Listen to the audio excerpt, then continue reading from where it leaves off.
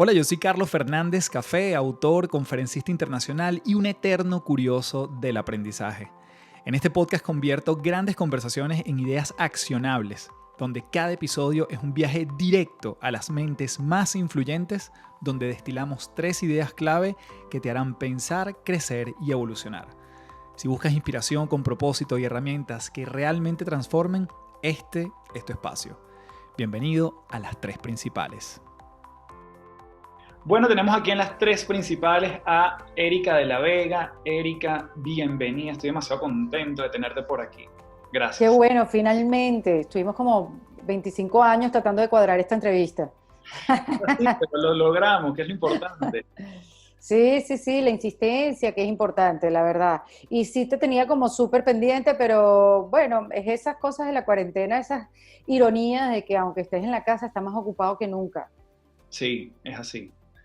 Es Eh, súper loco, sí, yo no sé si es que uno echó a andar otros proyectos o estás tan metido en tus cosas que cualquier tiempito que tú veas libre es para hacer otras cosas en tu casa. Entonces es complicado la organización, pero bueno, espacio para las buenas conversaciones se hacen porque también es parte de la vida. O sea, tampoco es que, eso yo lo hablaba con mi psicólogo hace poco, como que mira, he salido pocas veces porque aquí tú sabes que Miami se ha abierto un poco mucho antes de muchas otras ciudades, porque aquí no estuvo grave la situación. La verdad que los hospitales aquí no colapsaron, no hubo un gentío, tú sabes, no faltaron ventiladores, no le pasó como a otros estados de los Estados Unidos. Eh, y empezaron a abrir desde hace mucho tiempo. Empezaron a abrir en el norte, después más abajo en lo que es el condado de Broward y después Miami-Dade. Entonces, bueno, hablé tanto que ya se me olvidó lo que te iba a decir. Entonces yo me he podido ver con gente en casas, como que hay un grupito y tal, no sé qué, tratamos de no besarnos, cada quien con su vaso y tal, no sé qué. Entonces yo decía, cónchale, yo prefiero irme a mi casa, necesito leerme un libro. Tengo la sensación de que me quiero devolver a mi casa a leerme un libro y mi psicólogo me dice, no, no, Erika, o sea, tú no puedes alejarte de la práctica.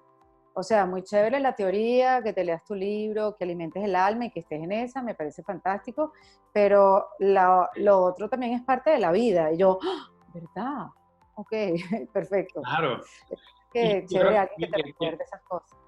todo esto nos ha llevado también y el otro día lo escuchaba, pareciera una obviedad, pero es que como llevamos más de 90 días en esto, los estudios dicen que 21 días para hacer un hábito, 66 para hacer uno un poquito más fuerte y 90 para hacer hábitos fuertes, fuertes, fuertes. Y bueno, ya tenemos, o sea, ya tenemos más de 90 días en esto, entonces ya he Claro, creado bueno, ciertos hábitos claro. que, Yo logré volverme loca en 90 días, o sea, pero lo mastericé. Lo mastericé, llegué a profesionalizarlo. Yo la verdad que no he hecho algo, una actividad por 90 días, eh, o sea, sí me puse a correr más de lo que normalmente corría y ya antes corría 4 o 5 kilómetros, ¿sabes? Tú sabes, como tranquila todos los días, como para hacer un poco y ya estoy en 8 kilómetros, o sea, eso sí te puedo decir que he avanzado, pero ¿qué otras cosas? No sé, no sé si te puedo decir que estoy más efectiva en cuanto al trabajo. Eh, la rutina Quizás quizás. hay cosas que hago más rápido, sí, quizás hay cosas que hago más rápido, pero la que más veo así es la de los ejercicios, la de correr, que Mm. sí avancé, la verdad que sí mi cuerpo avanzó. Claro, tengo un dolor de espalda ahorita, corrí en la mañana y tengo un dolor de espalda, pero corrí casi 8 kilómetros, entonces eso es lo que he visto. Y no, y sí, obviamente el leer, el agarrarle el gusto, en hacer un poco como de paz con la creatividad también, eh, de tener tiempo, como decir, no estás apurada, respira, tienes tiempo para pensar, para escribir, porque al principio de la cuarentena todo el mundo estaba como apurado, incluyéndome, de hacer cosas, de echar a andar proyectos que, para que no se quedaran en el camino, lanzarlos online, que gracias a Dios, los tuyos, los míos y los de muchos otros se adaptan al mundo online, al mundo digital. Pero después que yo, no sé, hice mi conferencia online, que ya yo lo venía haciendo presencial, de reinvención, Sí. eh, la hice, la solté, como que solté los episodios de Kit de Emergencias, que ya estaban, ya eran capítulos que estaban por salir, porque mi interés de seguir profundizando en las herramientas, en el desarrollo humano, estaba, este tipo de episodio que se llamaba kit de herramientas. Me parece que le puse kit de emergencia, entonces lo eché a andar. Digo, para también evitar la frustración de que otros proyectos no se pudieron dar por ahora. Entonces después, cuando esto empezó a alargarse y ya no sabemos, o sea, ahora Miami está a punto de volverse a cerrar, eso es lo que dicen, quizás no se cierra. Ya. Pero sí hay, por ejemplo, oficinas donde la gente ya se sabe que no van a volver hasta diciembre. Hay gente que dice que los colegios no van a volver en septiembre, agosto, septiembre. Hay mamás que han tomado decisiones, para que tú veas cómo se va cambiando una sociedad, cómo se va cambiando toda una rutina. Hay mamás que no inscribieron a sus hijos en colegios para el año que viene, por el simple hecho del miedo del coronavirus, y entonces contrataron una maestra por fuera y se metieron como bajo el paraguas del homeschooling del estado de la Florida. Es una cosa, una animalada. Mira, hay mujeres que son demasiado inteligentes. Porque bueno, cada quien tiene su visión de lo que va a pasar. Y claro, cuando yo solté todo lo que tenía que soltar, y de repente me vi, no, es que esto va para largo, entonces espérense un momento, que yo necesito pensar y ver qué hago, porque primero no me voy a quemar en hacer cosas rápido, porque este proyecto que yo empecé con En Defensa Propia tiene un sentido, tiene un propósito y tiene una curva de crecimiento. Y no la quiero asesinar porque estoy apurada, porque necesito hacer dinero, por ejemplo, o porque necesito seguir haciendo cosas nuevas, crear cosas nuevas. Entonces, bueno, en esa pausa estoy un poco, porque... ¿Qué te estás leyendo? Que me estás diciendo un libro. Sí, ahora déjame ver si lo estoy buscando, ahora me estoy leyendo The Return to Love, que es como un libro un poco más fácil que el Curso de Milagros. Sabes que el Curso de Milagros es un libro así, una cosa así, como los 100 años de soledad del espíritu, o sea, sí. y es muy complicado de entender.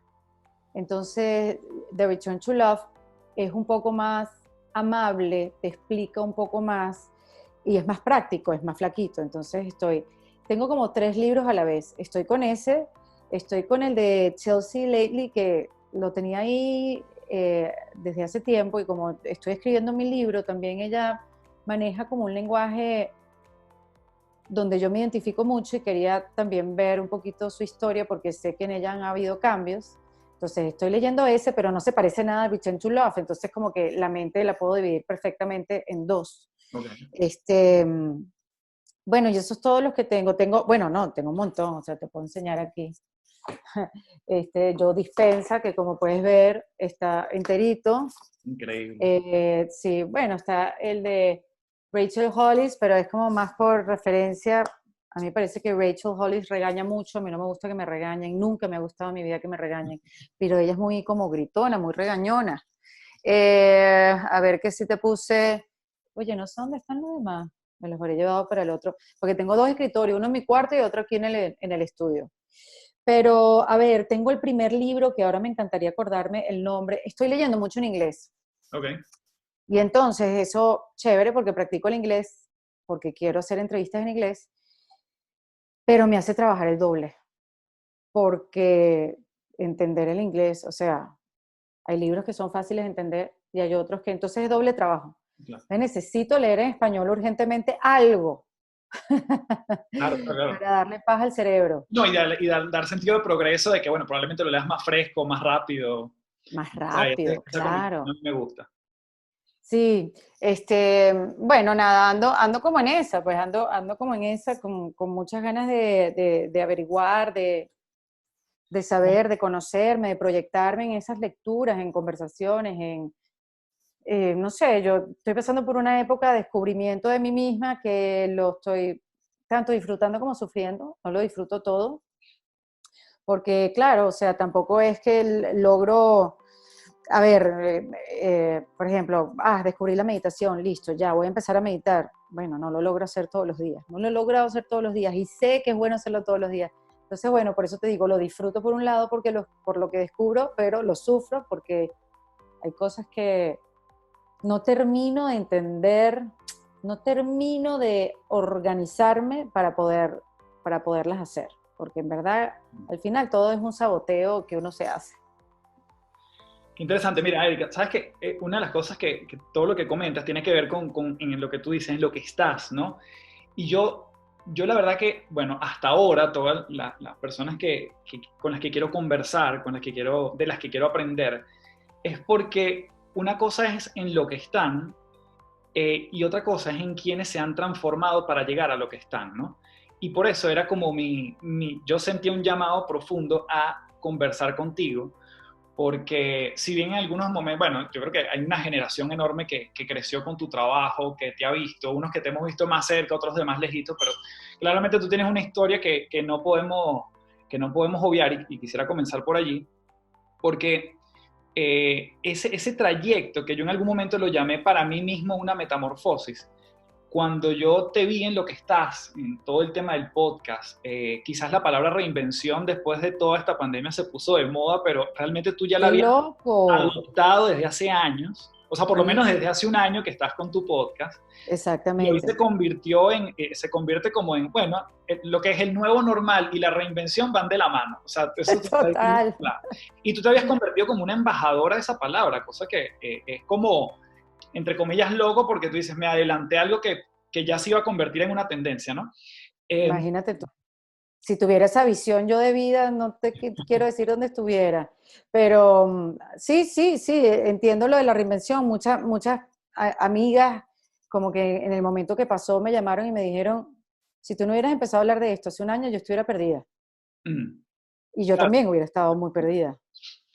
sobre todo porque, bueno, ya estaríamos hablando del podcast, cosa que todavía no quiero tocar, pero Ujú, sí siento que tu vida ha estado llena de momentos donde te has transformado una y otra vez.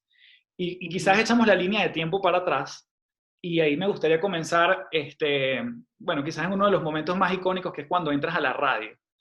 Que fue tu medio por quizás 20 años, puede ser, que estabas como pez en el agua allí. ¿Y cómo fue ese primer encontronazo con la radio? ¿Cómo llegaste? Mira, yo primero que 92.9, a ver, ¿cuándo fue que yo me saqué el... Ajá. Em, yo empecé a hacer televisión antes que radio, pero en un programa de tele que se veía en el Canal 8, ¿sabes? Como, ojo, entrevisté a Chayanne y a Soda Stereo y todo. Yo era una peladita chiquita, no tenía ni idea de cómo preguntar, pero algo tenía ahí, tenía ganas de trabajar sin importar lo que ganara y me dieron la oportunidad. Me la dio Miguel Ferrando, que en esa época era un productor de televisión un poco fuerte, ojo, a ver, era en el contexto televisión de esa época, era un tipo que te decía, vos me tenés que pagar a mí porque yo soy el que te está dando la oportunidad, no yo a vos. Y tú así como, bueno, pero este señor se volvió loco. Sin embargo, trabajé con él unos buenos meses y me dio esa oportunidad, sí lo debo decir. Y la radio vino después, pero en ese interín que yo hice ese programa de radio, mi primer contacto fue con un programa que se llamaba El Bar de Moe. Wow. El bar de Moe, no me acuerdo ni el nombre de los locutores, me van a matar si me escuchan. Eran dos locutores locos de Perinola que tenían un programa a las 12 de la noche. Si no me equivoco, en Hot 94, pero en Hot 94 cuando quedaba al lado de Matecoco, que le entrabas como por la Danubio, por ahí, Claro. Caracas. Sí, sí. Y bueno, y me gustó tanto que me hicieran la entrevista, porque yo hacía un programa de televisión y en esa época también hacía como comerciales y eso. Me gustó tanto que yo le dije, yo quiero hacer radio y quiero sacarme mi curso, mi carnet de locución. ¿Tú me dejarías venir a verlos? En esa época se podía salir de la casa a las 12 de la noche, ir a la radio, quedarte hasta la 1 de la mañana y después irte para tu casa sin que te pasara nada. Año 96. Y ese fue como mi primer contacto. Después Eli Bravo me hizo una entrevista también por el programa este de tele que estaba haciendo, se llamaba TV Show. Claro, un poco rudimentaria la Mega en esa época, pero imagínate, estar con Eli Bravo, que yo lo escuchaba todos los días ahí para el colegio, finalmente le pudimos quitar a mi papá a Fulchola y ponerle Eli. Entonces yo me acuerdo, mi papá me llevaba al colegio y negociábamos, hoy Fulchola, mañana Eli. Y Claro. porque fue el cambio de la radio en ese momento, cuando yo estudiaba bachillerato. Y entonces, bueno, Eli me entrevistó y también yo yo necesito hacer radio. Esto es, o sea, me llamaba demasiado la atención. Me saqué, venía el último examen de locución de la central, que eso antes era del Ministerio de Transporte y Comunicaciones, y la central iba a ser como el último examen para que se convirtiera en un curso. Y yo me saqué mi curso, mi carnet de locución, sin estar en la radio. Una cosa loquísima. Okay. Pero era una cosa que yo decía, yo tengo que estar en la radio. Y un día una tía me llama y me dice, mira, están haciendo un casting en 92.9 porque se va la muchacha de la mañana, que era Ana María Simón. Ana María Simón, que llevaba muy poco tiempo, yo no sé cuánto duró Ana María en El Monstruo en la Mañana, no sé si 9 meses, menos un año. Y se iba para la tarde con Enrique Lazo a hacer el último round. Y claro, eso no me lo cuenta mi tía. Mi tía me dice, están buscando locutoras. Claro. Y yo no tenía experiencia ni nada, ya yo tenía la experiencia en la televisión. ¿No conocías a Ana María en ese entonces? Nada, yo no conocía a nadie en 92.9. Yo fui, hice un casting, hice una prueba con Chatén, no sé si el orden cronológico de los eventos te lo estoy contando igual, porque creo que yo fue ese programa de televisión después, yo lo que hacía era comerciales, en fin, hice la prueba, no quedé como de segunda, en esa época quedó otra persona, y bueno, yo seguí haciendo ese programa de televisión y seguí haciendo mis comerciales, y 6 meses después la locutora se va por otra oportunidad que le salió, y me llamaron a mí y me dijeron, mira Erika, tú quedaste de segunda la otra vez, si esta es tu oportunidad, vente mañana, que si le das bien, te quedas, no vamos a hacer más casting.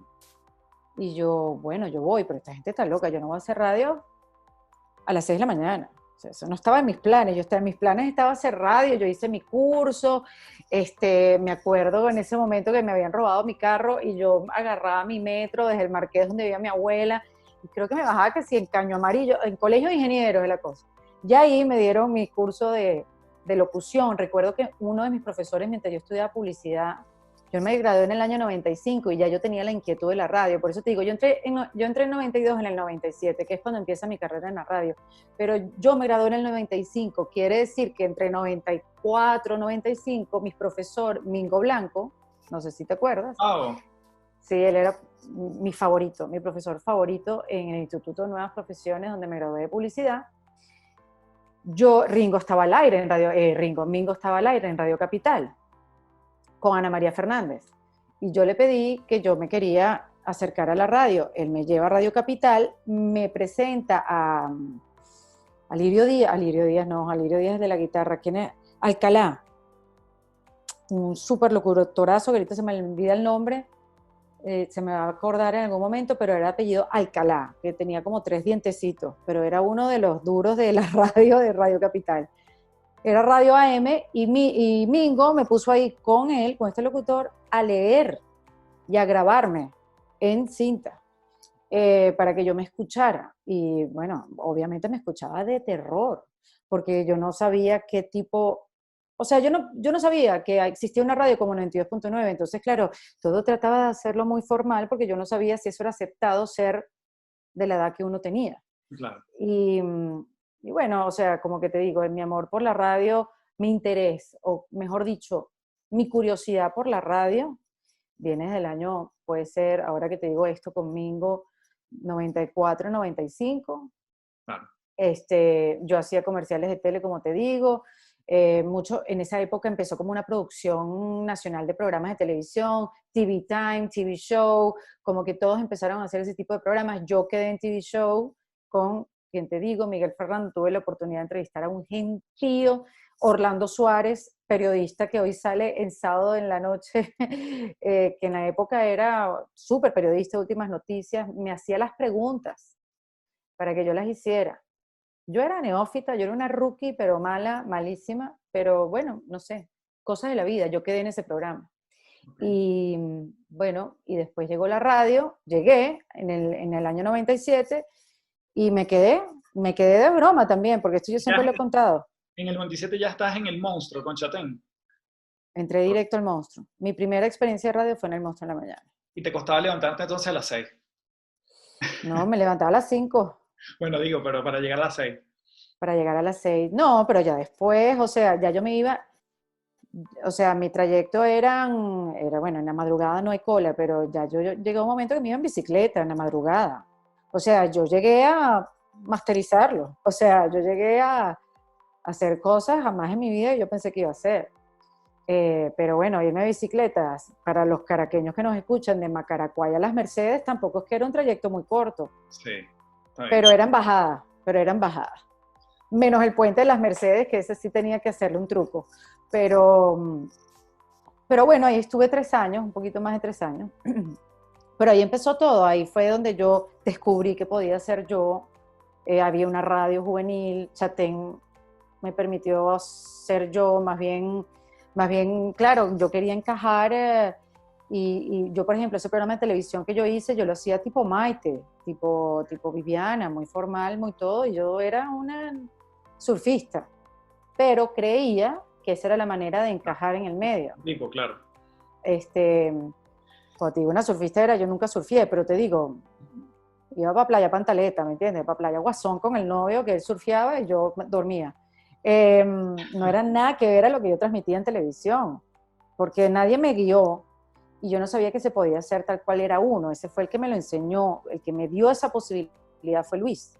Claro. Y bueno, por eso Luis, no importa si peleamos, si nos echamos unos gritos, si nos volvemos a reconciliar, yo a Luis le debo mi carrera, mi vida, o sea, completa, porque me enseñó, o sea, fue alguien que, no que me enseñó, sí, obviamente me enseñó, pero me dijo, sé tú, porque tú vas a ser igual a las demás, tú tienes algo para ser distinto, para hacerlo distinto, cree en ti y tal.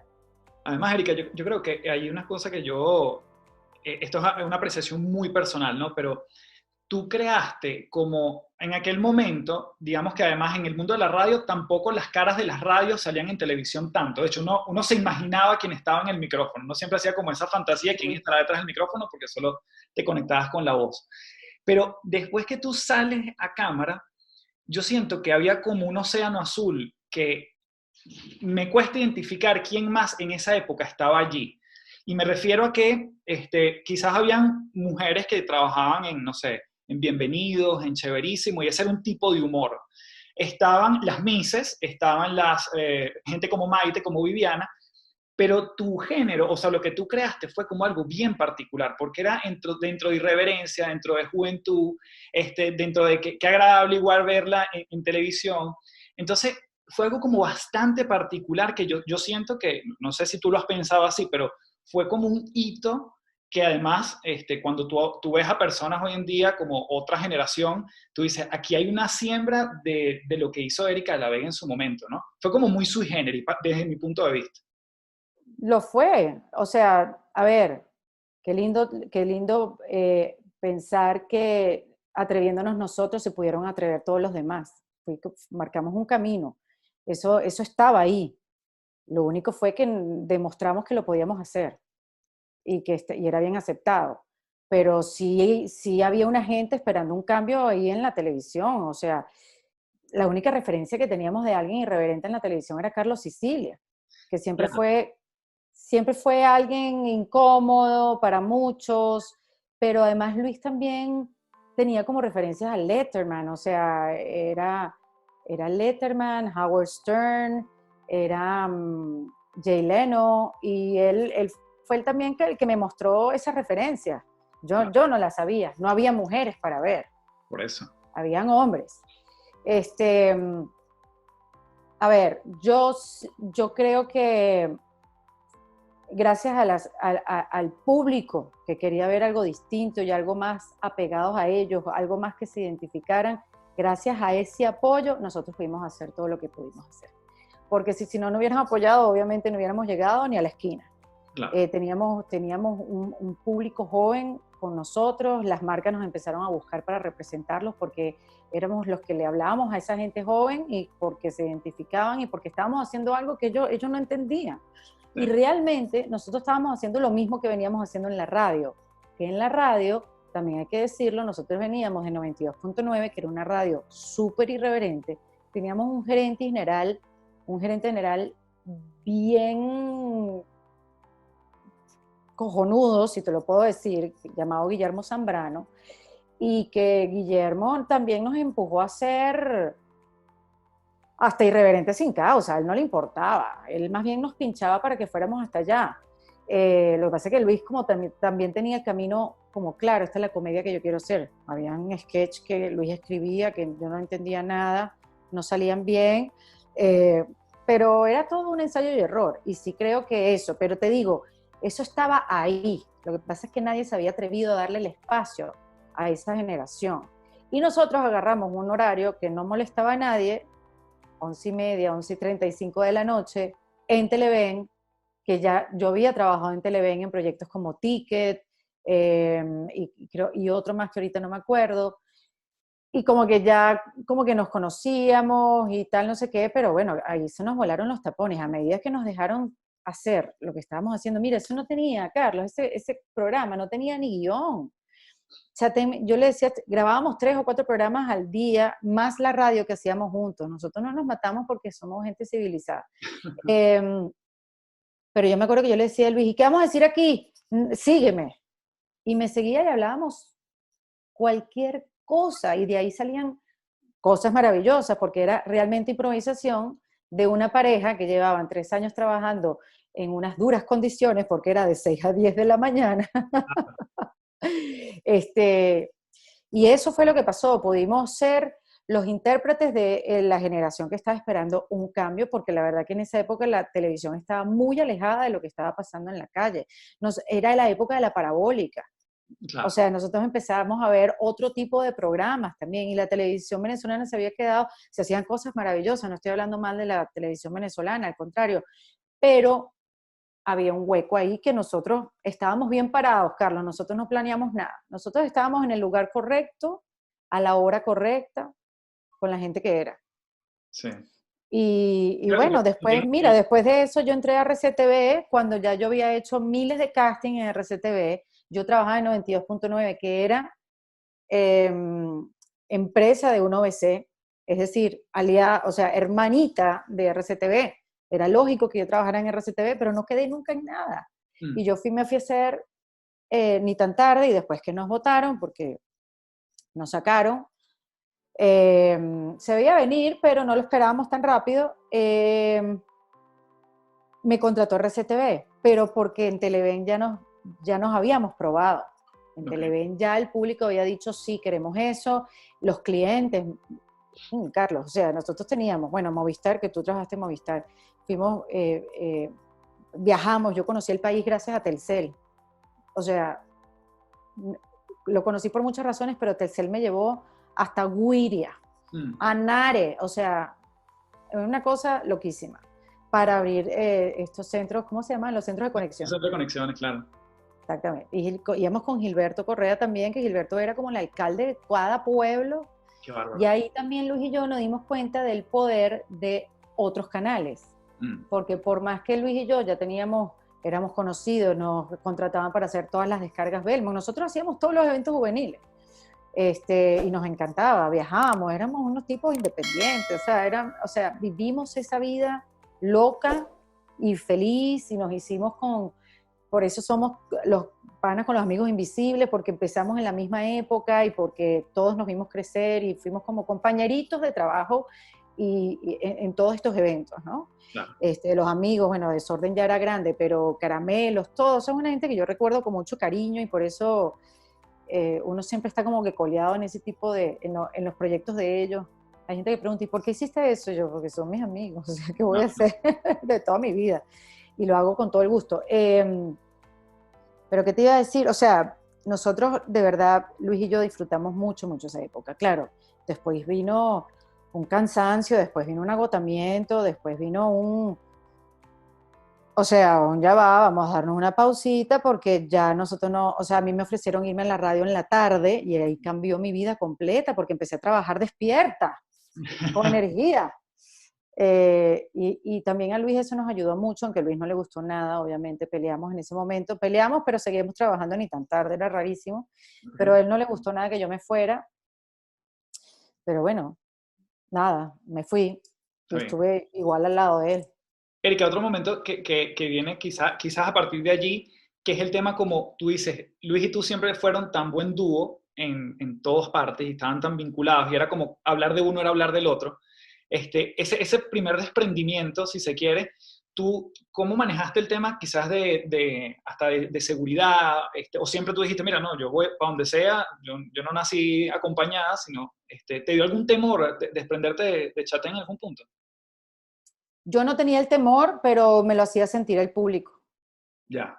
Como que siempre nos lo repetían, tú sabes, no sé. Como que es que ustedes dos solos, no. Sí. Ustedes dos solos, no. Y más yo, que era mujer y más chiquita.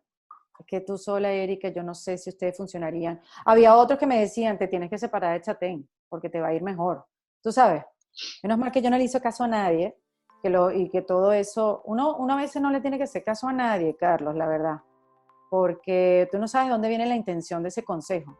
Mm. A ver... Pero perdón que me detenga ahí. ¿A qué has aprendido a hacerle caso y a qué no? Bueno, yo sí le hago caso a aquella persona que me dice algo que ya yo he pensado o he sentido. Digo, Okay. porque esta persona vio lo mismo que yo, y ahí yo profundizo. Okay. Pero me está ratificando una certeza o me está ratificando una curiosidad. Okay. Y entonces cuando eso sucede, ahí sí indago, ¿por qué crees eso? ¿Sabes? Pero no indago en el que crea lo contrario, así como, Erika, es que tú no deberías hablar con mujeres en el podcast, tú debes hablar es con hombres. No, porque no me suena para nada. Tú no sabes dónde vengo yo, ni de dónde parte mi necesidad para que vengas a opinar así desde la silla aquella, cuando yo estoy aquí toda llena de fango. O sea, no. Pero sí yo oigo full, o sea, escucho a gente que le tengo que preguntar y escucho a gente que me dice cosas que vieron y que digo, eso, wow, ¿cómo lo vio? ¿Cómo lo vio? ¿Cómo lo descubrió? ¿Quién aparte de Luis en esa época vienen a ser como una suerte de mentores para ti? No sé si entra, por ejemplo, pronto alguien como Enrique Lazo. ¿Quién más está allí como esa gente Bueno, que es pero un sí, referente? Enrique fue distinto. Bueno, Guillermo Zambrano te lo mencioné. Sí. Guillermo lo odiabas o lo amabas, pero Guillermo la verdad que nosotros nos empujó para ser más irreverentes todavía en lo que éramos. Yo soy irreverente, Carlos, soy irreverente, a mí no me gusta el protocolo, no me gusta el sistema, no me gusta encajar, no me gustan los estereotipos, no me siento cómoda. Y por eso quizás fui muy rebelde. Pero yo no fui rebelde, ¿sabes? Me hago un tatuaje, me pongo un piercing y me saco la lengua en una foto, sino que fui más irreverente porque no estaba de acuerdo con cosas que uno tenía que hacer porque sí. Mm. No, y porque yo tengo que decir eso, yo lo puedo decir distinto, yo me puedo comunicar de otra manera, yo no siento eso natural, a mí no me sale eso, yo le voy a llegar a más gente. Luis y yo defendíamos mucho la manera de que íbamos a decir un mensaje y éramos quizás un fastidio para los clientes, pero también habían unos que venían súper abiertos y decían, hagan ustedes lo que quieran con este carro y las cosas que hacíamos con el carro, ¿no? Pero sabían y confiábamos en nosotros, y habían otros que eran un fastidio porque no querían que nos fuéramos muy allá. En fin. Pero Enrique Lazo fue un mentor en otro aspecto. Yo me acuerdo cuando yo entré en el último round, Enrique Lazo es un profesor. Y yo me acuerdo que yo llegué y le dije, mira, Lazo, te voy a decir algo, yo estoy mal en arte, nunca lo estudié, nunca me interesó y necesito saber un poco de eso. Necesito que me hables un poquito más de Arturo Uslar, que él trabajó tanto tiempo. O sea, Enrique era mi cátedra, era el que me ayudaba a formar el conocimiento, el que yo todavía lo llamo, yo todavía le llamo y le pregunto cosas, pero Enrique era la persona que es entelequia. Yo todavía me acuerdo que es entelequia, que es la patente de Corso, que es un mensaje García. O sea, a mí Enrique me dio cultura. Okay. Que a mí, yo siempre he tenido un problema con eso, que yo siempre digo que a mí me falta cultura, academia, y siempre me he dado duro con eso y al final, gracias a Dios, pude hacer una carrera en Venezuela, preocupada por tener cultura y academia, pero habían otras cosas que eran importantes, que era eso, comunicar, estar conectada con lo que hacía, ser coherente, porque era muy fácil ser incoherente también, ¿no? En medio del éxito, que llegara la incoherencia de tu vida era muy fácil en tus acciones. Claro. Otra persona que fue, te voy a decir, alguien que te va a sorprender, que fue una persona que yo aprendí mucho y me acompañó mucho, fue Poppy, Diony López. Él fue él se dividía la producción del programa de RCTV junto a Franceschi, también un productorazo de RCTV. Diente por diente, ¿no? De Diente por Diente, sí. Y después Franceschi fue productor de Fama, Sudor y Lágrimas. Franceschi es Diony al cuadrado. Imagínate el carácter que tiene Franceschi. Pero yo no sé, yo siempre me llevaba bien con gente difícil. Y Diony era alguien difícil. Ya yo lo agarré cansado, yo lo agarré viejo.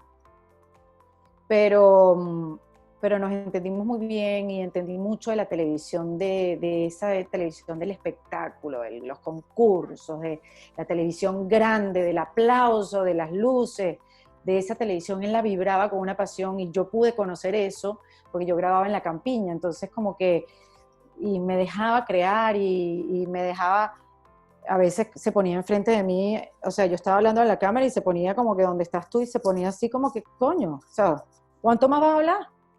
Como yo hacía radio todos los días, ya podía quedarme hablando 2 horas explicando un concurso, me iba para un lado, me iba para el otro, y el tipo, porque mira, RCTV cuando me contrató en esa época, hasta me permitieron todo, o sea, porque ya en Televen y el público me lo había permitido. Por eso es tan importante tener al público a tu lado, ¿sabes?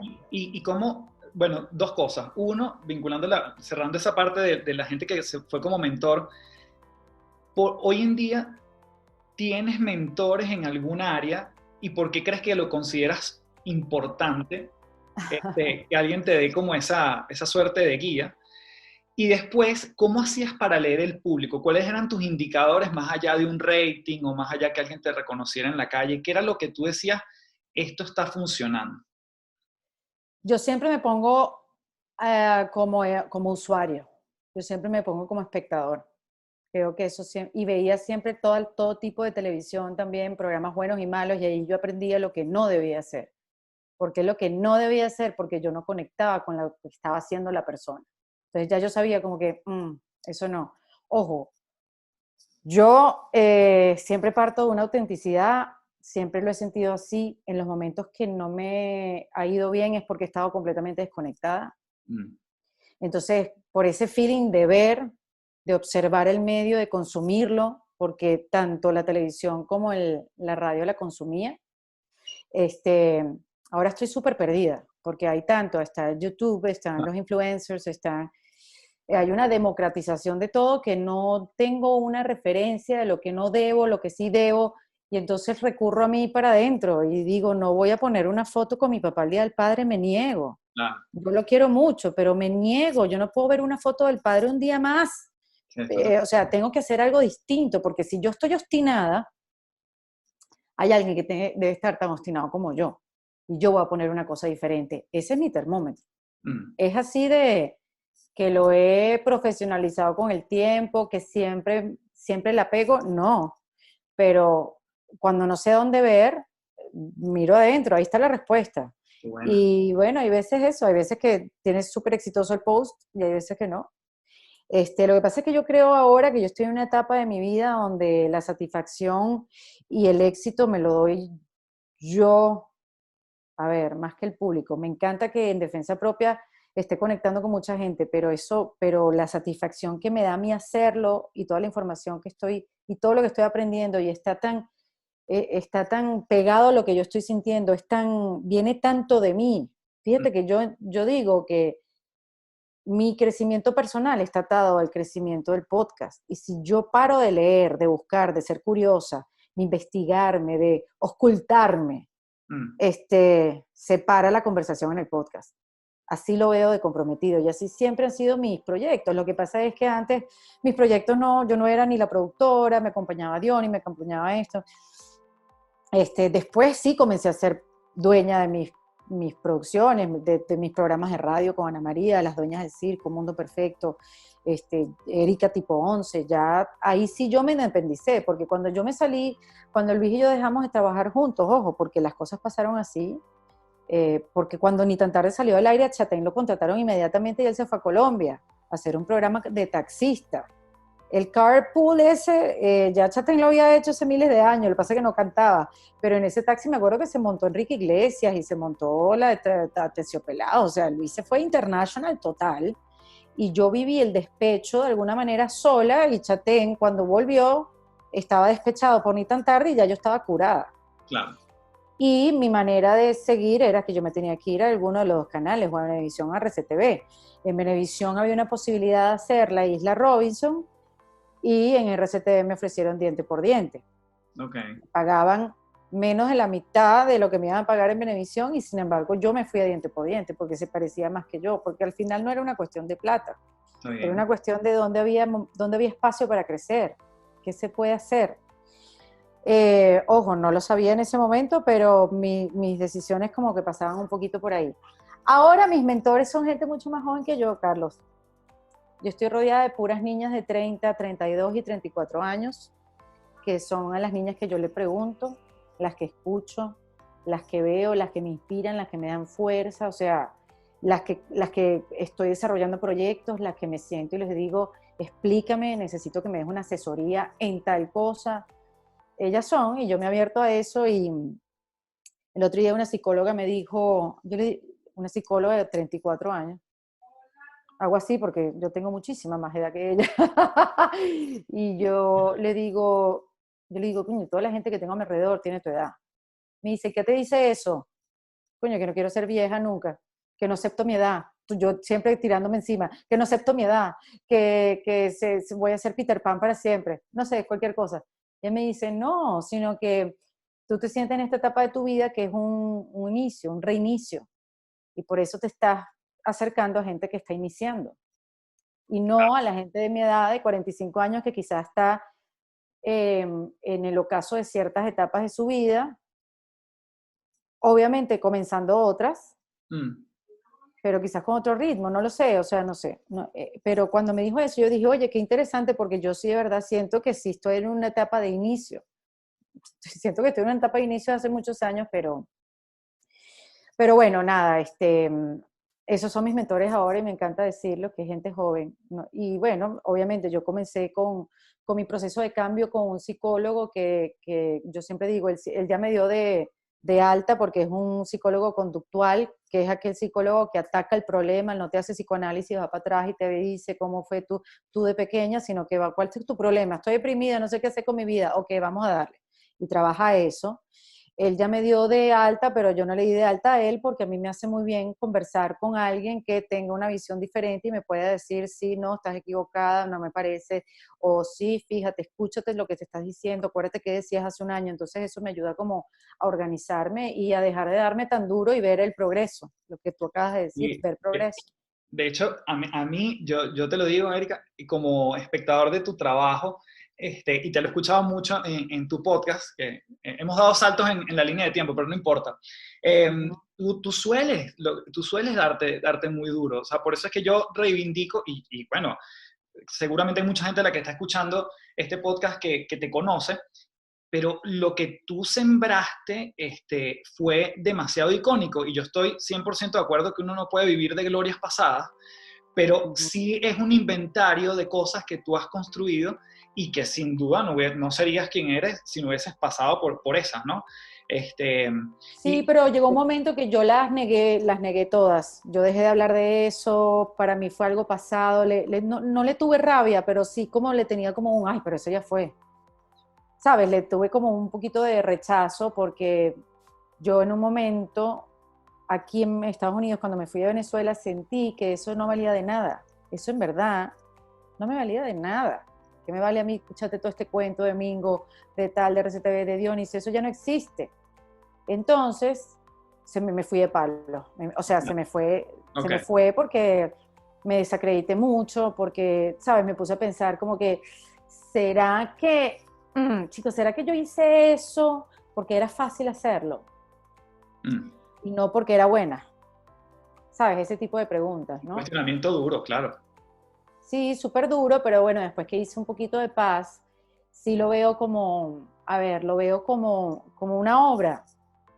Como que, bueno, tuve la oportunidad de crear no una anécdota, sino una obra. O sea, eso es algo que está ahí, para bien o para mal. Y está bien, o sea, está ahí, está ahí, está ahí. Mira, yo tengo ahí un closet donde están un poco de revistas donde yo salí, Claro. pero no me puedo quedar en eso y me tuve que olvidar un poco de esas glorias para poder salir y pensar en otras cosas, porque en el momento, yo lo hablaba ayer, en el momento, porque salió un capítulo. Yo conversé con una tanatóloga. Una tanatóloga es aquella persona que te acompaña en procesos de duelo y te ayuda a entender el proceso de la muerte y verlo de otra manera, pero no la muerte de alguien familiar, sino es la pérdida de un empleo, la pérdida de un proyecto, la pérdida de un país. Cierre de algo. Y yo le hablé de la pérdida de mi identidad, porque esto que los años que te acabo de decir, desde el año 94, a mí me daba curiosidad la radio y pude hacer una carrera y estuve 20 años al aire en radio.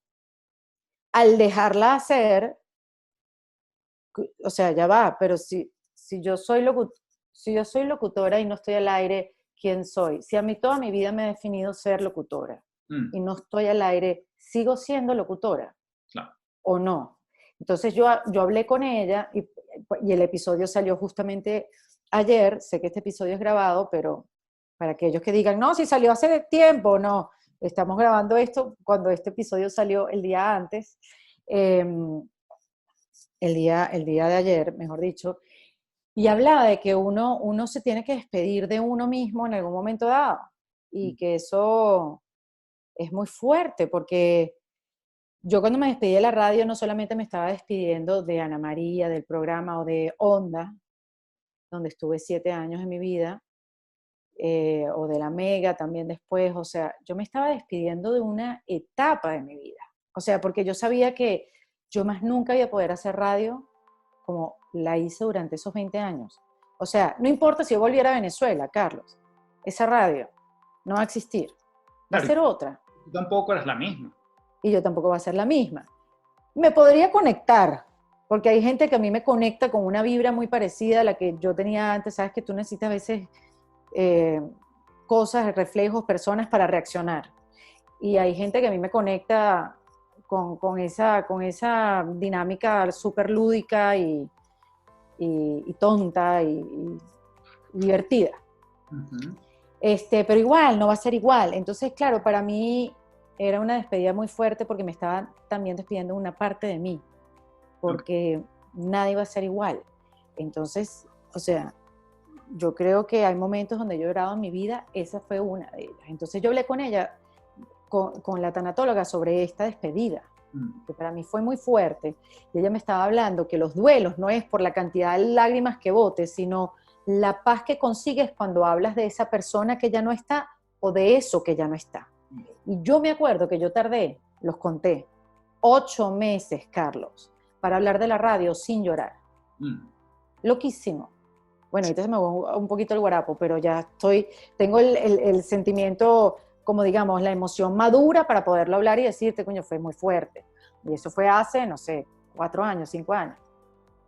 Entonces, bueno, rediseñarte, o sea, ya yo no hago más radio, y eso era lo que me identificaba, esa era la conexión con el mundo. O sea, yo llegaba a casa de mi mamá o a casa de mi abuela, unos tíos, y hablaba era de la radio, ¿de qué carrizo voy a hablar ahora? O sea, se me fue mi identidad, parte de mi identidad. Y entonces, y esa parte que no está ya identificada, ¿cómo la voy a identificar ahora? Es que además esa frase que yo te la escuché y fue como un tatuaje cuando alguien habla de identidad, me pareció demasiado poderosa, que es cuando tú decías, si yo soy lo que hago y ya no hago lo que soy, ¿quién soy?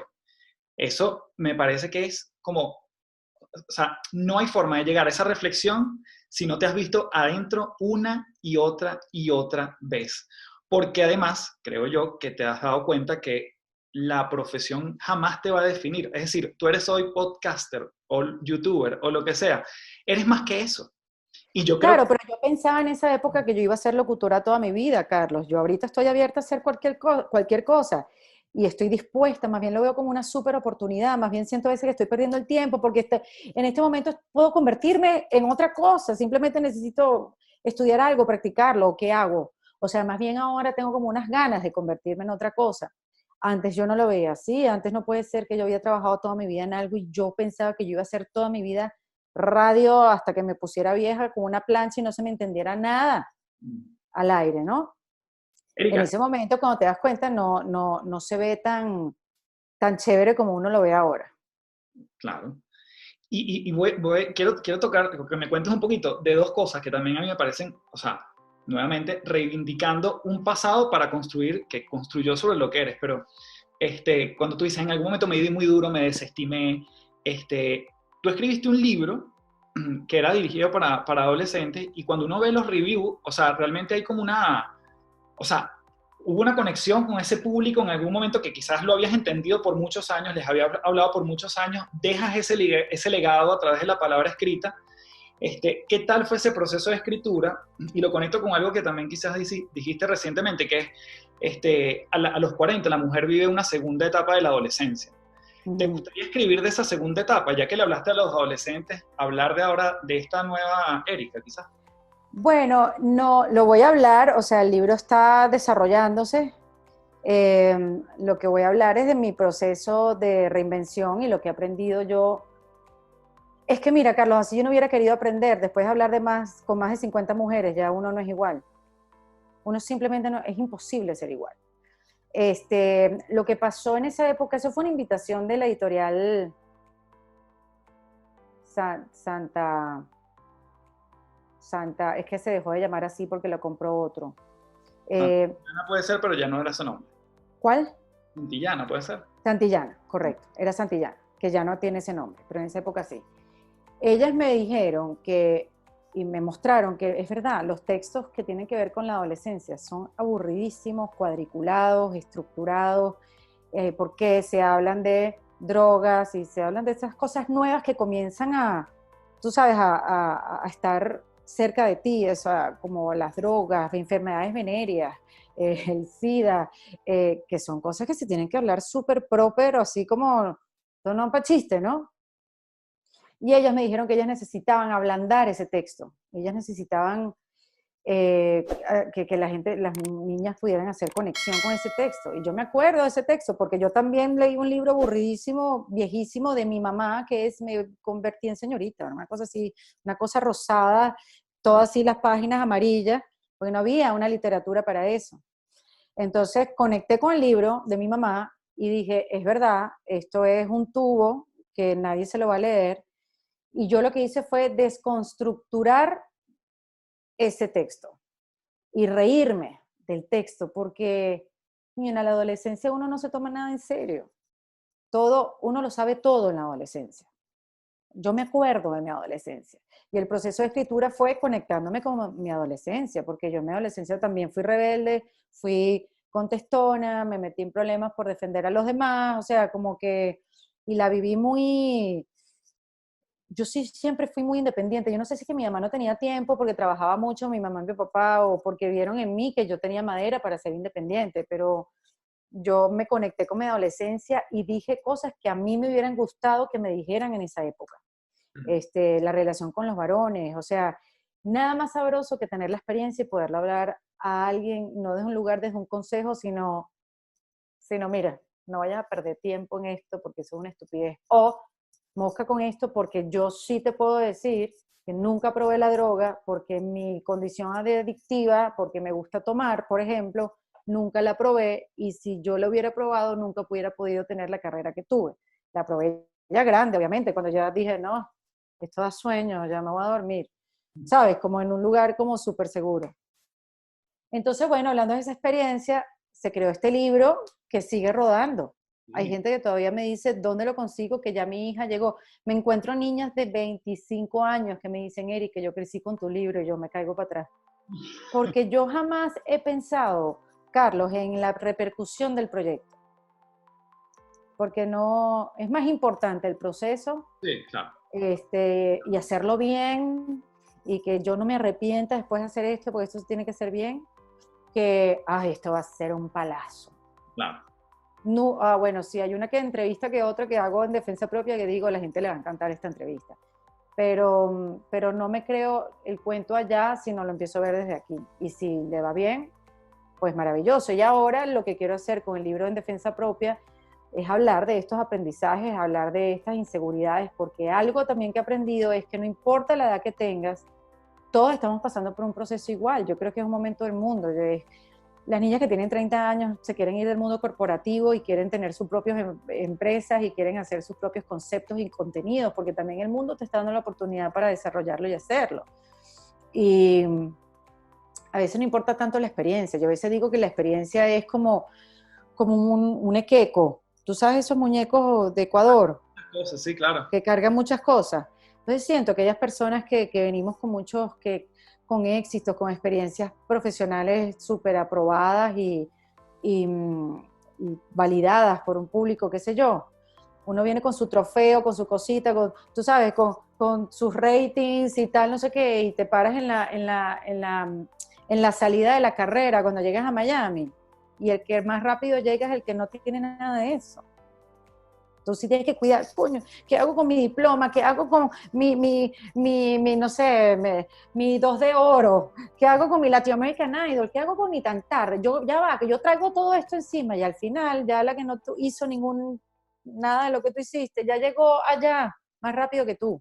Entonces hay que empezar a soltar cosas definitivamente. No es acreditar lo que hiciste, pero sí a soltarlo. Eso es una etapa que ya fue. Lo que fue ya está en ti, ya eso está en mí. Y si se me olvidó, era porque no valía la pena, porque no me trajo nada nuevo. Hay programas que yo jamás en mi vida nombro porque ni me acuerdo, Claro. ni me acuerdo porque no me dieron nada que digamos, algo que yo pudiera decir, esto fue un antes, un después, aquí aprendí tal cosa, aquí, bueno, ese tipo de cosas. Entonces a veces siento que tanta medalla puede ser contraproducente. Claro, tanta medalla genera como ese peso que tú dices. Erika, y hablando quizás de un poquito más adelante, después del libro, creo yo que sucedió, una de las cosas que nunca tampoco te he escuchado hablar, por lo menos no te he escuchado, fue de tu participación en algo que también marcó una época para mucha gente, y me incluyo de primero. Tú fuiste una voz de Toy Story, o sea, Sí, sí, estamos sí. hablando de cualquier cosa, ¿cómo no vas a mencionar eso? Yo quiero que No, me no cuentes. sé, porque fue todo tan rápido, o sea, y yo lo sentí que fue una participación chévere, que fue hace tiempo, que, bueno, las cosas se dieron, como, todo esto empezó porque yo en Argentina, como te digo, que hay que tener es despierta es la curiosidad, porque así como estuve siempre curiosa de la radio desde que empecé a estudiar publicidad, siempre estuve curiosa de hacer doblaje o de trabajar con la voz, o siempre me llamó la atención, y estando en Argentina por tanto tiempo haciendo Latin American Idol, tenía tiempo libre, más allá de que seguía haciendo la radio para Venezuela, pero tenía tiempo libre y entonces empecé a preguntar en las productoras donde yo tenía que grabar, mira, ¿y dónde? ¿Es verdad que aquí Disney hace los doblajes? ¿Y es verdad que aquí está la productora tal? ¿Y es verdad que aquí? Empecé a averiguar. Mira, yo fui hasta ver grabaciones de Marcelo Tinelli, grabaciones de eh, CQC, imagínate esos formatos espectaculares de programas de tele, porque quería conocer, quería ver y tal. Pero más allá de eso, empecé a practicar doblaje en los estudios de Disney, donde se hacían los doblajes de los dibujos animados. ¿Eran en Era dónde? como ¿Están ubicados? en Buenos Aires. En Buenos Aires, ya. ¿Eso igual coincidió con Latin American Idol o no? Sí, o sea, sí, sí, como yo me la pasaba tanto tiempo allá, entonces, por eso te decía, con tiempo libre, empecé a averiguar y de aquí y de allá, y Latin American Idol está involucrado mucha gente, y entonces, bueno, había mucho tiempo ocioso y yo quería sacarle punta a eso. Y llegué hasta allá y pude practicar ahí, me dejaron entrar de oyente. Yo quiero ver cómo lo hace él, yo me siento aquí tranquila. En esa época no había WhatsApp y entonces uno podía concentrarse en otras cosas. No había Instagram ni nada de eso. Y bueno, después de eso, conocí a Raúl, que es la persona encargada para las voces de Latinoamérica de las películas Disney, Pixar, y me ofrecieron un papel y yo estaba en el lugar correcto, en el lugar preciso, Y, otra vez. y habíamos hablado con mucha gente también. Ese Bueno, paso pero era para llegar ahí como, relevante. pero, pero sin saber a dónde quería llegar. Yo nunca dije, voy a ser curiosa para llegar a ser la voz de un personaje de Disney. Bueno, obviamente estaba haciendo Latin American Idol, o sea, alrededor del programa lo estaba haciendo en Sony, claro, todo eso pesó, no es que soy linda y ya. Todo eso pesó, son un poco de variables ahí que estaban todas que se dieron a la misma vez. Y bueno, después dije que sí y fue feliz de la vida. Grabé en Caracas, Pero el proceso de grabación, claro, uno se lo imagina todo diferente y la grabación es súper rara, tú no estás con otras personas, Sí. tú ves el dibujo animado. Ahí al lado con Tom Hanks hablándole a Woody. Exacto, exacto. No, niños, eso no pasa, no crean lo que ven en las películas. Eh, y ves la película en blanco y negro con muchas rayas, solo te identificas bien cómo se mueve la voz de la muñequita. Eh, o sea, yo juraba que iba a llegar y que no, vale, esto yo lo hago rapidísimo. No, fue un trabajo duro. Claro, te ayuda el ingeniero de sonido y te ayuda aquí para poner la voz exacto, pero sí fue un trabajo chévere y súper interesante. Y bueno, nada, así fue que se dio y pude sumarle eso Qué cool. a mis pesos. Saltando ya más a la historia contemporánea, digamos, yo me acuerdo que una vez yo estaba en Caracas, estaba llegando a mi casa, siempre me acordaré, y yo empiezo a escuchar, tenía tiempo que no te había perdido como la pista, pero te empiezo a escuchar en el programa, creo que era en Onda con Ana María, y en algún momento yo detecto, no lo haces explícito, pero yo digo, coño, Erika no está aquí, Erika se fue. Ah, Y te digo, porque es una cosa muy personal, pero para mí fue, porque además yo ya había pensado en irme, claramente, como una cantidad enorme de personas, y yo dije, coño, yo creo que aquí yo voy a tomar un paso. O sea, yo en mi cabeza, creo que inconscientemente, después lo racionalicé y dije, si Erika se fue, por algo es. Y bueno, porque pues, siempre ha sido como una persona que te admiro mucho. Pero sí fue como un pinchazo que me dio en ese momento cuando yo dije, coño, ella está fuera. ¿Me cuentas un poquito de esa migración que además yo me también al fui, principio con la radio, todavía hablabas en Venezuela, etc. claro, a ver, mira, yo me fui en el 2013, a principios de 2013. Yo venía a hacer Erika tipo 11. Eso es lo que me estás diciendo, me lo dijeron amigos. Como que Mm, tenías un programa de televisión, tenías radio. Si te fuiste, ¿por qué? ¿Qué sabes tú? ¿Qué sabes tú que te fuiste? No sabía nada, simplemente se dio la oportunidad y, entre otras cosas, Erika tipo 11 no iba a poder seguir porque ya venía un declive económico y eso era un programa independiente. Yo lo financiaba. Claro, entraban clientes y ellos lo financiaban, pero mientras pagaban 90 días la factura y la claro. cosa, fue un reto económico para mí, más allá de creativo, por supuesto. Entonces, si ya estaba bajando la inversión publicitaria, era un programa que no se iba a poder hacer.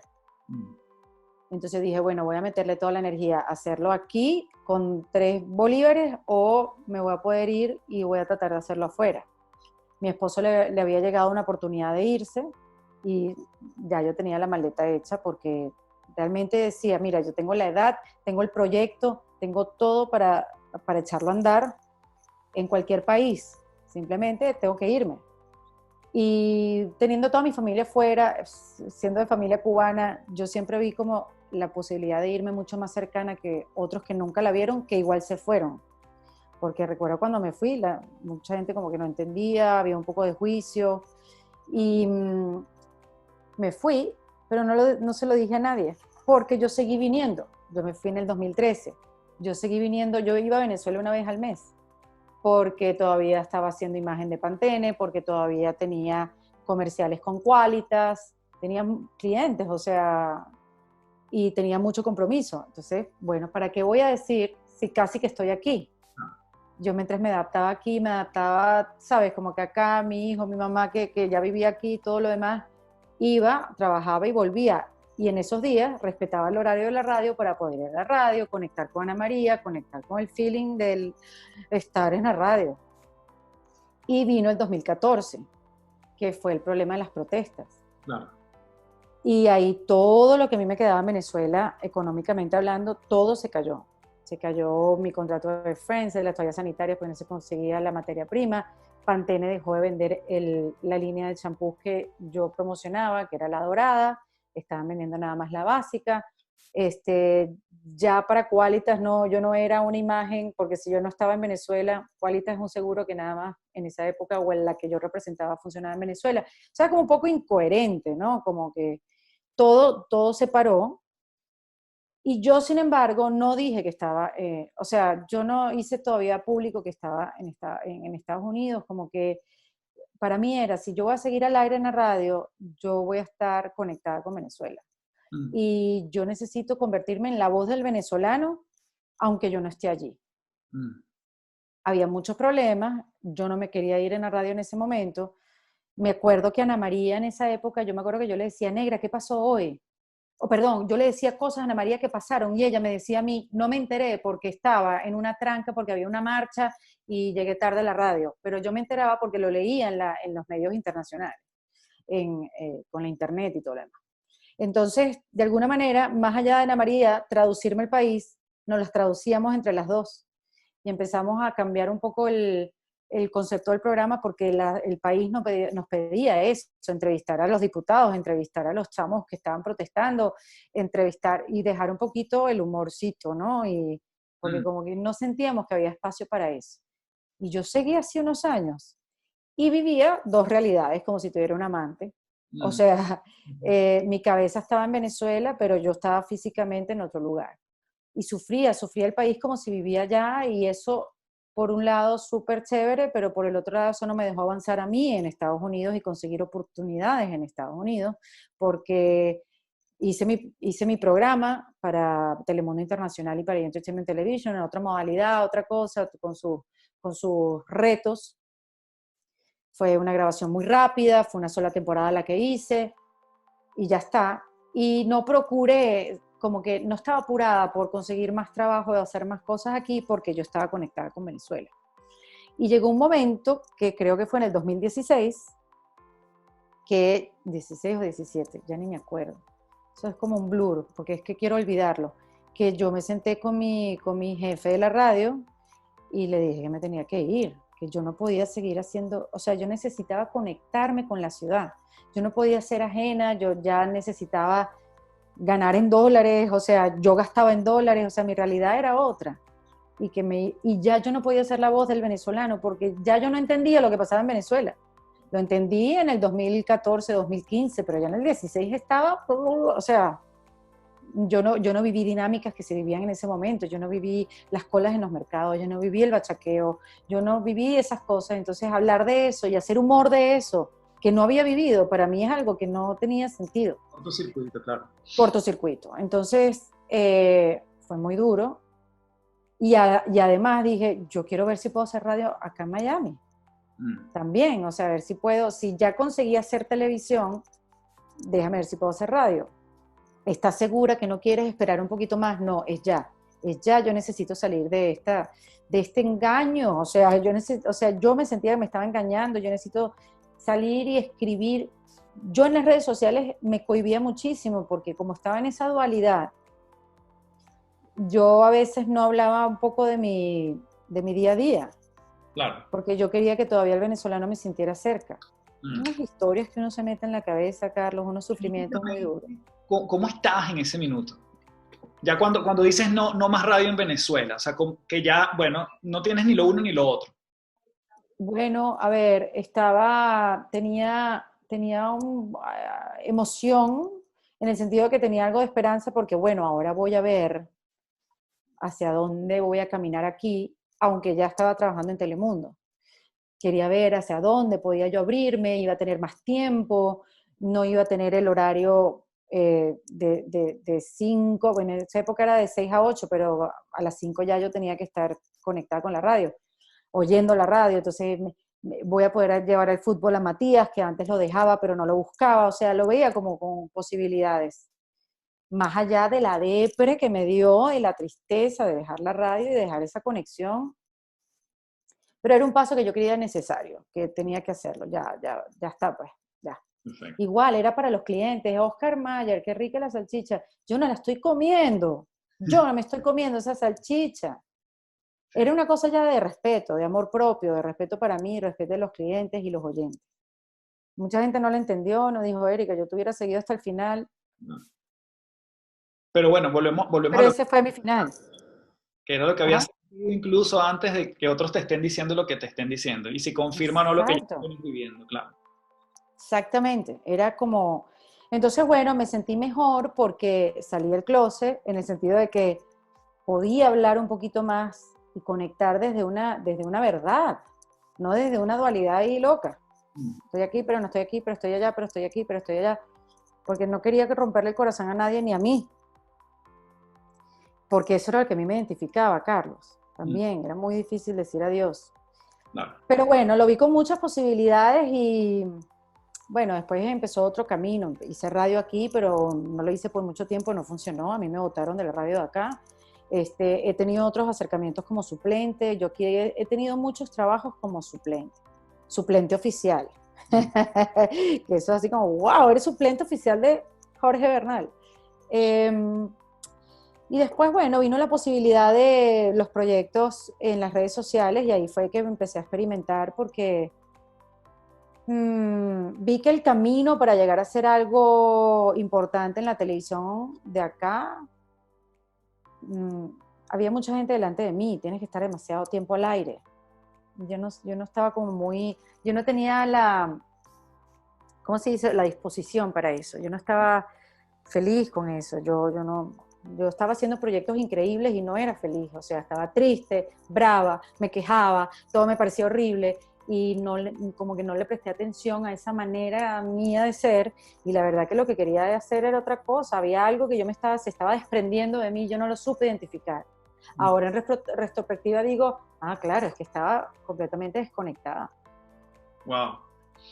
Y, por ejemplo, allí es donde empiezas a experimentar con Say Was, que fue este proyecto en YouTube, que yo te he escuchado o sea, a ver, cuando uno ve incluso racionalmente los números, pueden tener incluso números similares en términos de vista a muchos episodios de En Defensa Propia, pero también entiendo que había un tema de peso en hacer cada uno de esos episodios, ¿no? Que yo creo que el peso es algo de lo que hemos hablado durante todo este capítulo. Había peso, me costaba mucho hacerlo y yo no sé si en esa época yo me quería reír mucho.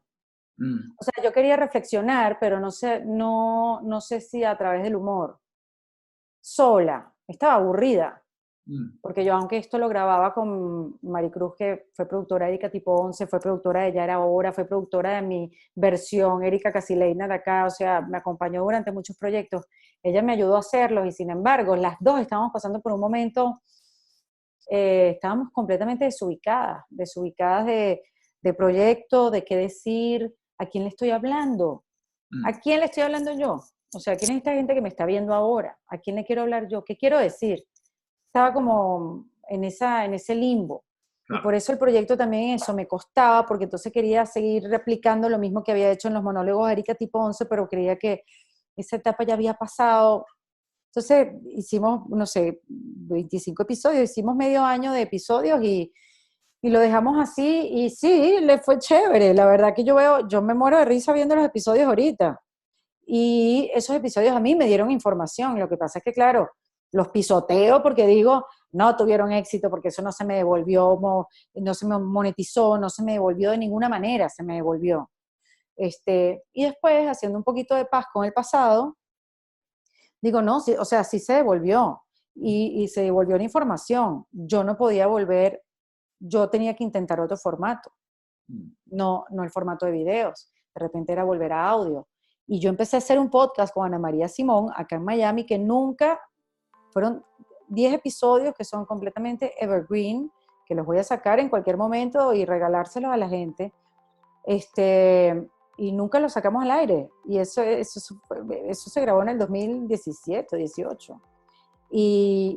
Pero ya yo venía con esa inquietud, ya yo venía otra vez, viene el podcast lo que viene, eso es lo que estoy escuchando, aquí en inglés se están dando unas conversaciones que no se están dando en español, yo no las consigo, yo tengo la necesidad de escuchar estas conversaciones de gente más cercana a mí, porque escucharlas en inglés son gente muy con otras realidades que me encantaría poderme identificar, pero no, yo vengo a otro lugar. Entonces, ¿cómo hago? Entonces, como que por ahí empezó el proceso creativo del podcast. Después Ana María se fue y yo le dije, mira, yo voy a seguir, porque es que esto del podcast esto va para adelante. Claro. No sé de qué, pero esto va para adelante. Hasta que, bueno, nada, se pudo, hizo match lo que sentía con la necesidad de comunicarme con el proyecto y me fui para adelante en una manera, con un objetivo que era rescatarme a mí misma.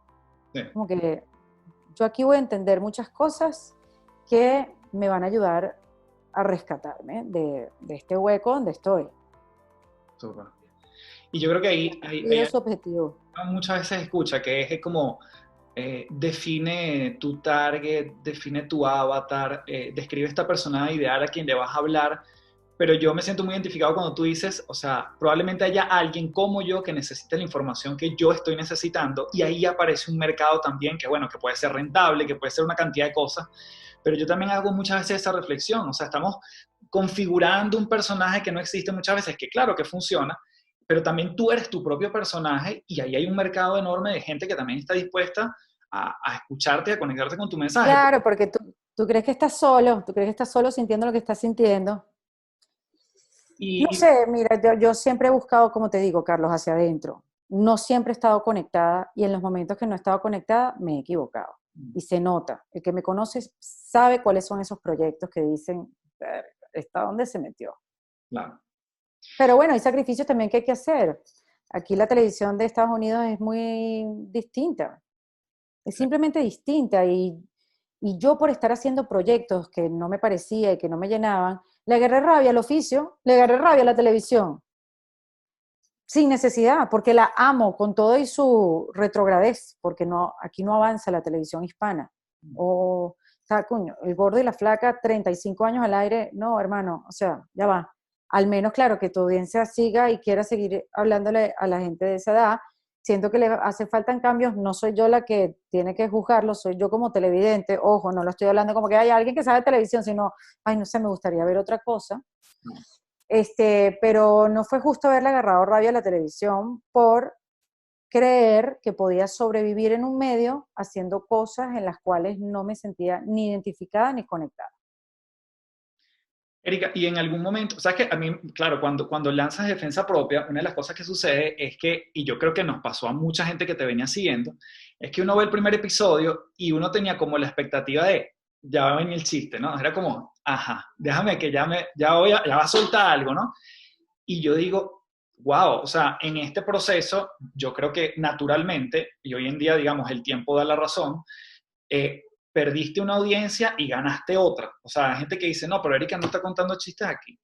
Entonces, cuando yo, como espectador, yo veo que en tu cuenta sigue un código de humor muy, muy inteligente, pero si quiero ir profundo, vete para defensa propia. Esa es como mi dualidad y que, bueno, lo puedo encontrar, digamos, en una sola persona, ¿no? ¿Te pasó eso que sentiste como que, coño, la gente pensaba que aquí se venía a reír? Y bueno, a veces hay unas cosas simpáticas, pero no es el tono del podcast.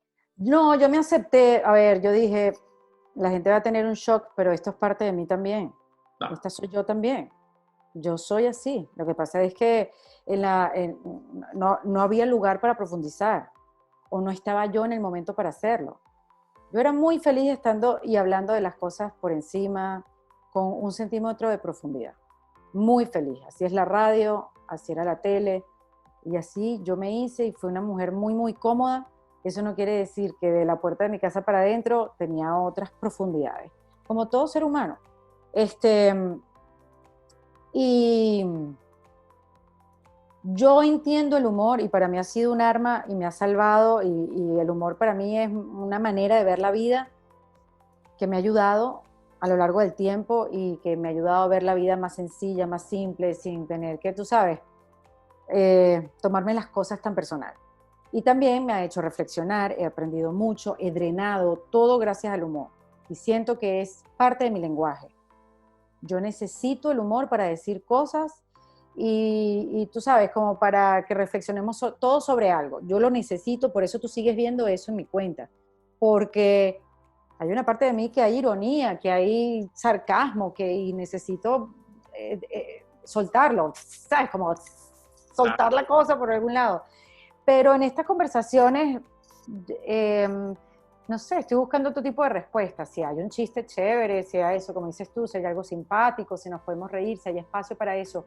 Pero como yo quiero hablar de las cicatrices y yo quiero hablar de las sombras, yo no quiero que tú me hables, o sea, yo se lo digo a mis invitadas, yo no quiero que me hables del éxito de la foto de Instagram, yo quiero que me hables del mismo momento donde yo estuve, ¿Y cómo hiciste para salir de ahí si es que estuviste? Mm. ¿O cómo hiciste para lograrlo? O sea, no quiero tu momento felicidad. Quiero tu momento duro en la vida y qué hiciste y cómo lo ves, o si no ha pasado por ahí, o si lo estás pasando. O sea, quiero que nos den realidades, historias reales donde nosotros nos podamos comparar, porque el problema de ahora es que nos estamos comparando con cosas que no funcionan. No te puedes comparar con una foto de J-Lo que acabas de ver en Instagram. Claro. Estás agarrando mal la referencia. Ah, pero yo sí me puedo comparar con la historia de una emprendedora que creó un proyecto desde cero y que en el camino se divorció y que todo se lo metió a su proyecto porque creía en él. Ah, ok. Yo quiero ver cómo alguien que era un arquitecto se fue a la India y conectó consigo mismo y ahora ayuda a la gente a través de la meditación. ¿Cómo fue eso? Pero ¿qué sentiste tú en ese momento que te fuiste a la India y dejaste a tu hijo y dejaste a tu esposo para ir a descubrirte tú? ¿No te dio miedo? ¿No te dio culpa? O sea, esas son las... Porque yo hubiera sentido todo eso. Y Entonces, ¿cómo hago para no sentirlo? si tú estarías en el otro lado de en defensa propia, ¿qué te sirvió a ti para salir de ese hueco, como tú lo llamas? ¿Qué cosa? No entendí esa pregunta. Que si estuvieras del otro lado, si fueras una entrevistada en defensa propia, y yo te preguntara, ¿qué te sirvió a ti para salir de ese hueco? Cuando está, que tú me decías que estaba incluso deprimida, Hablar de eso, hablar. verbalizarlo, dejarlo de esconder.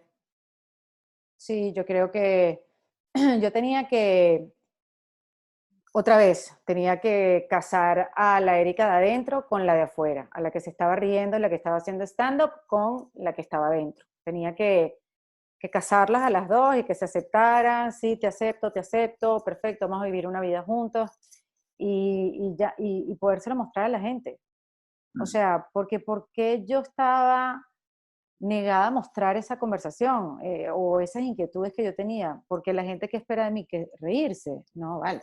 Primero que nada, ya yo me di cuenta que la gente no espera de mí nada. Yo no soy el ombligo del mundo, la gente no anda pendiente. Es uno que tiene que estar pendiente de su proceso y luchar y contra tu propia mente negativa. La gente va a estar feliz si yo estoy feliz y si, ¿sabes? O sea, como que, ¿qué va a decir la gente de mí? Erika, disculpa, la gente está mirando para allá. Ah, imagínate. Y yo aquí limitándome, ¿no? Uno es su propio enemigo y por eso en defensa propia, o sea, todo tenía que ver como con ese tema, o sea, las mismas esas etiquetas de locutora a presentadora de televisión o productora, entonces, o sea, es que yo no soy buena en más nada, yo no sé hacer más nada. Eso es verdad, yo no sé hacer más nada. Coño, no, de repente sabes hacer otra cosa, bueno, ¿qué será? Estas son mis conversaciones, ¿qué será que se hace? No sé. Mm. Bueno, por lo menos haz las cosas que antes hacías y que nadie sabía que hacías. Ok, voy a escribir, bueno, voy a esto, ¿sabes? Como empezar a descubrirlo y en vez de verlo como un peso, como antes lo veía, como que, coño, ahora tengo que ver para qué soy buena, qué fastidio, si ya yo estaba ya yo lista. Mm. Ya lo veo como, bueno, es una oportunidad. Y quisiera ver que todos esos momentos, o sea, cuando las cosas no me salen bien, siempre trato de pasarme un switch como que, Erika, atenta, esto te está dando más información que en un momento de éxito. Así Mm. como, entonces como que todo me cambia, como que es verdad, la estoy pasando mal, estoy desesperada, no me concentro, pegué 4 gritos y qué información me está dando. Entonces, claro, estoy como mucho más consciente de mí, de lo que siento, de, no sé, de lo que siento físico, o sea, lo que me hago sentir yo en mi cuerpo. Hace 2 días estoy empezando a sentir como una, pero es que creo que es porque estoy consciente de ver qué está pasando en mí, en mi cabeza, en mi cuerpo. Empecé a sentir como una piquiña en el cuello cuando me estreso. Y yo, ¿será que esto me pasaba siempre o me está pasando a partir de ahora? Pues O que ahora, sea, ¿ah? pues que ahora lo notas, claro. O es que ahora lo noto. Hay una picazón en el cuello, es como un ardor en el cuello que me da cuando me estreso porque hay algo que todavía no tengo hecho. Y digo, mira qué curioso, o sea, me siento que, no sé, que me estoy descubriendo día a día y que no solamente eso, sino que puedo cambiar cosas que no me gustan de mí. Nada más necesitamos un poquito de tiempo y voluntad. Qué maravilla. Erika, en este tiempo en cuarentena, estando con tu esposo y con tu hijo, ¿sientes que has como descubierto otra cosa de ustedes como familia? Ya yéndonos a la parte como Erika, como madre de casa, como esposa. Sí, a ver, bueno, sí, descubrimos que yo era un animal como profesora No estoy, eso sí no, Carlos, o sea, eso sí sé que no puedo ser. Mi esposo vio pues mi cara de desesperación, vio a Matías también de un lado, completamente una relación colapsada, venida abajo, y él dijo, ok, voy a ser yo el profesor. Y lo amé para siempre. Eh, sí, yo creo que me empecé a reconciliar con cosas que antes no, que la dinámica como que sí las veía en contra, como que no puede hacer cosas como, y tú no ves que yo estaba aquí, esas conversaciones que uno tiene como en la cabeza, tú no ves que yo estaba aquí haciendo mis cosas y tú no lo... Y él también ha visto cosas como que se ha dado cuenta de cosas como que y ella hacía todo esto, déjame echar una mano. Como que ha habido como un entendimiento que antes no había. Antes estaba la relación un poco más, cada quien en sus proyectos, un poco más irritable. Y fíjate, era como ha puesto un poquito más amable. Creo que hasta nos queremos. Pero en fin, no, y Matías, bueno, sí, o sea, bueno, entendimos uno, claro, yo no entendía a la profesora, te iba a echar el chiste, como que ya entendía a los profesores.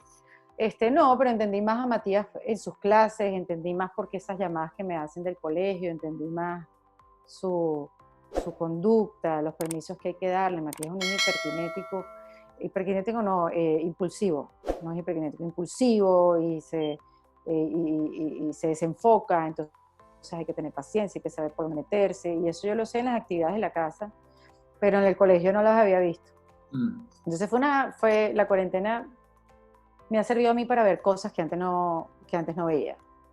Qué cool. Erika, mira, yo estoy demasiado, esto puede durar 8 podcasts, hay que cerrarlo. No, ya, tenemos que ir a hacer cosas, yo tengo que ir a fregar. Mira, yo me voy a despedir con tu pregunta que le haces a todas las que... Tú sabes cuál es. Bueno. 3 tips para reinventar. 3 tips para reinventarse. Siempre lo digo distinto. No soy estable con estos tips. Porque porque uno anda en uno de esto de descubrirse. Yo creo que para reinventarse hay que dejar una parte de ti atrás. ¿Cuál es esa parte? No lo sé. Pero la que te está pesando, o quizás la que se vea más chévere, es la que tienes que dejar atrás. No hay reinvención si no te despides de parte de ti mismo. No existe. No hay espacio en el disco duro, no hay espacio en la memoria. Tienes que botar y vaciar la papelera para que entre algo nuevo. Entonces, yo creo que para que entre algo nuevo y te puedas reinventar, rediseñar, convertir en algo nuevo, como tú lo quieres llamar, buscar una nueva identidad, busca qué es lo que tienes que botar y no me estés buscando la ropa vieja. Busca las cosas de verdad que fueron caras. Porque creo que ahí es donde está el asunto, ¿no? Segundo, otro tip para reinventarte es buscar ayuda. Mira, uno llega solito a una depresión o a sentir frustración, pero a veces salir de ahí solito no es algo que sea tan fácil. Entonces creo que hay que verbalizarlo con alguien con quien te sientas, que no utilizar después esa información en tu contra, sino al contrario. Alguien que te pueda dar un buen consejo, te pueda dar el número de teléfono de un psicólogo, no sé, una terapia de abrazos, lo que sea, Pero yo creo que cuando tú verbalizas lo que sientes, le pones palabras a tus emociones, puedes buscar solución entre muchas otras personas, y es como un mensaje que estás dando y te va a llegar la solución más rápido que mantenerte aislado, ¿no? Porque uno tiende a hacer mucho eso, aislarse, no hablarlo, pretender que todo está bien. Yo creo que lo más rápido posible hay que decirlo, porque ese de pretender que está bien puede transformarse en un quiste de malas decisiones. Mira, me está escribiendo Verónica Ruiz del Viso para que tú veas cuando las cosas son verdad. No por lo del quiste, no, sino porque habíamos hablado de ella antes. Sí. Verónica a mí me ha ayudado mucho. Y es increíble que me escriba en este momento. Verónica tiene 34 años, por eso te digo. Chico, un tercero chévere va a ser la siguiente. Cómprate una cornetica, un speaker waterproof, contra agua. Cuando te metes a bañar, métela contigo, pon la música que quieras y canta mientras te bañas. Esa es una bonita manera de dominar a la bestia.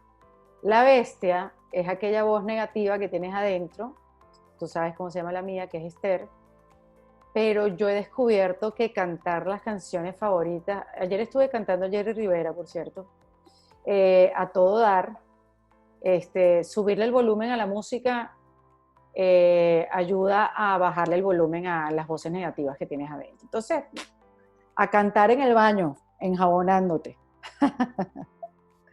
Erika, gracias totales, de verdad. Te admiro más después de esta conversación. Qué chévere, Carlos. 1.000.000 a ti. Gracias de verdad por insistir. Fue una conversa súper chévere. Sabes que yo aprendo mucho en las conversaciones, porque en las conversaciones como estas, que son chéveres, interesantes, inteligentes, que has visto cosas y que te preparaste, no te preparaste, pues, sino que has visto, has podido leer cosas entre líneas. A mí me da mucha información porque me hace verbalizar cosas que antes no lo había hecho. Y de aquí saco cosas, como que, ay, mira, finalmente entendí tal cosa, finalmente. Por eso es que digo que es importante hablar de lo que uno siente. Bueno. Porque da información, ya viste, porque yo todavía no le doy de alta al psicólogo, porque necesito escucharme. No, y yo he aprendido un montón, de verdad que nuevamente gracias, gracias a los que se conectaron y llegaron hasta aquí, hasta esta entrevista, que duró más de lo que normalmente duran en este formato, pero aquí hay para mucho. O sea, esta es una referencia que yo la repetiría varias veces y la voy a hacer yo en primer lugar. Así que te mando un abrazo muy fuerte de aquí a Miami y gracias nuevamente. Igual, querido, un beso muy, muy grande. Gracias por la entrevista y bueno, ahora seguimos más en contacto. Recuerda suscribirte en el canal de YouTube totalmente gratis, dejarme tu comentario, tu valoración en Spotify y como siempre me despido diciéndote, transfórmate en paz.